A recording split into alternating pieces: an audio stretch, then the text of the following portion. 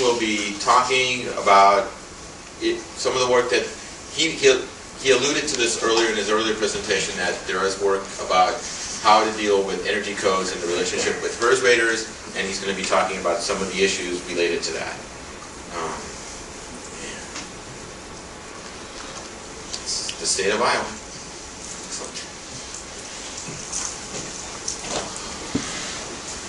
All right. Hello again.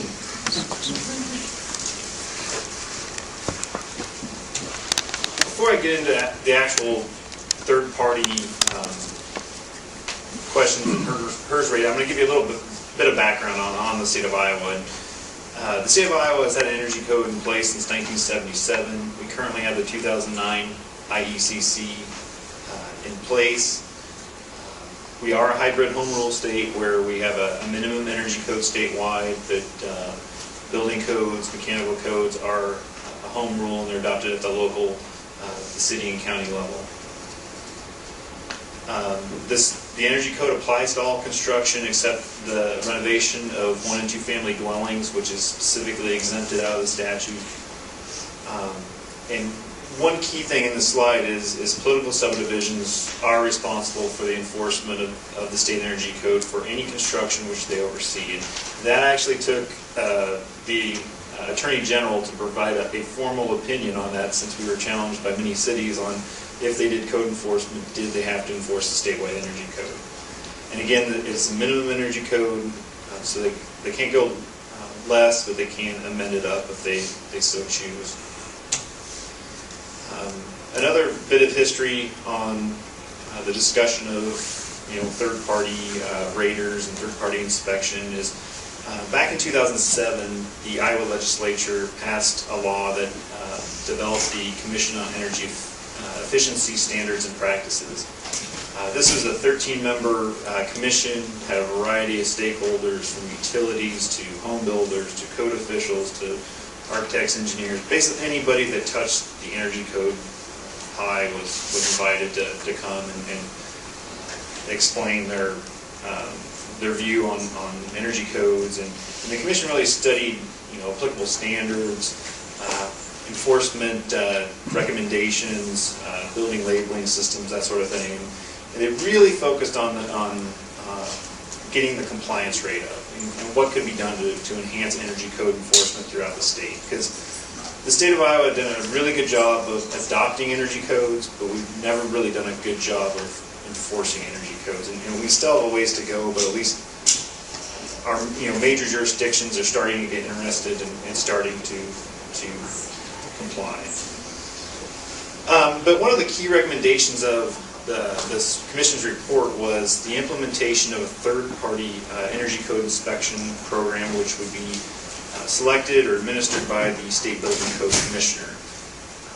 State inspection staff could be added, but let's be honest, state administrators don't want to add more government, increase the cost of government in this day and age. So it was not likely that any additional state inspection staff would just be there to perform energy code inspections. And the report is available at the web address if anybody's interested in this report. But many of the possible scenarios that were discussed by the commission was allowing the local jurisdictions to opt in or opt out of energy code enforcement. Some jurisdictions were really interested, and other jurisdictions said, no, we have enough on our plate. We're already doing numerous codes, stormwater management, that sort of thing. We don't have the time to do it. If there's a way we can get out of energy code enforcement or energy code verification, we would love to find that avenue to not be able to do that. And other jurisdictions were exactly the opposite. They said, we're kind of in a reduced time with the economy. We actually like to train some of our staff and do more inspections to raise revenue and that sort of thing. And another scenario would be that the State Building Code Commissioner would have to adopt and develop standards for these third-party energy code enforcement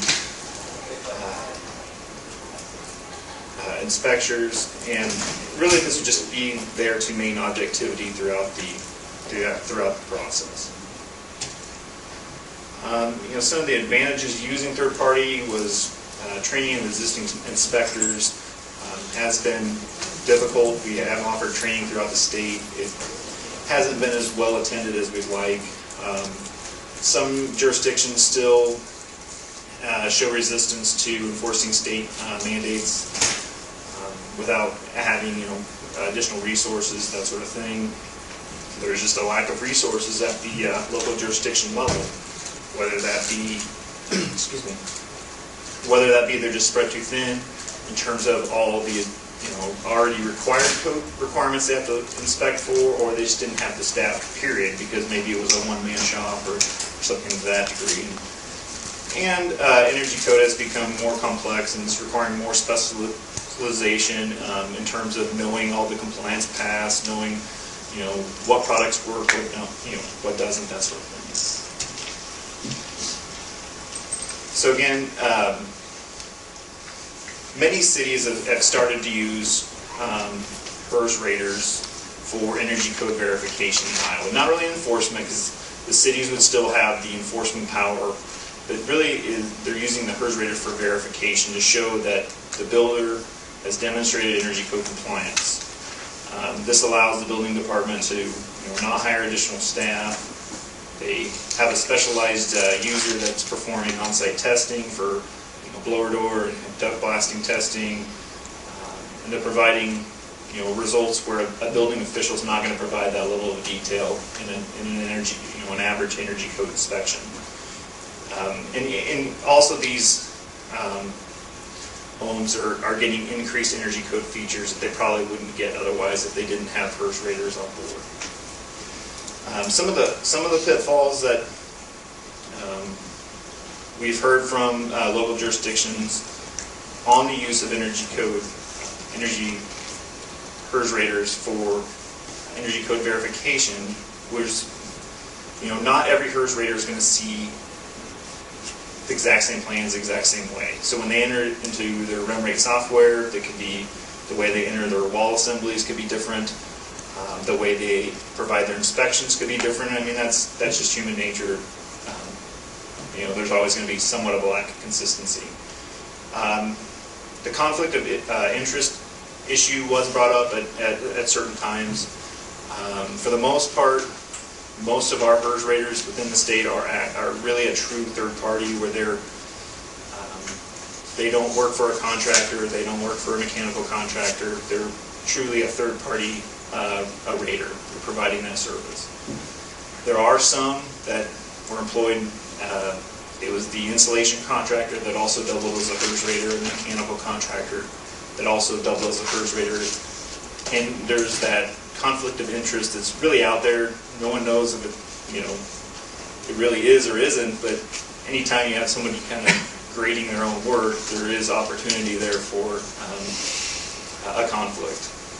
And then again, the software methodology issues in terms of not every HERS rater is going to provide the same.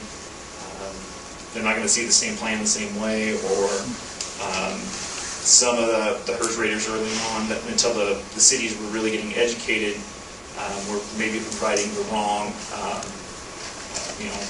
version of the software for energy code verification, or it was based on a 2006 version where it should have been 2009, that sort of thing. So many Des Moines metro cities have actually started using and encouraging the use of HERS raters for energy code verification. Probably 90% of the homes built in the Des Moines market are using energy raters to show energy code compliance. And again, this is really provides an advantage for local jurisdictions, where they can get more energy code compliance, more energy code inspections without having to increase staff, increase permit fees, since the cost is borne, really by the home builder.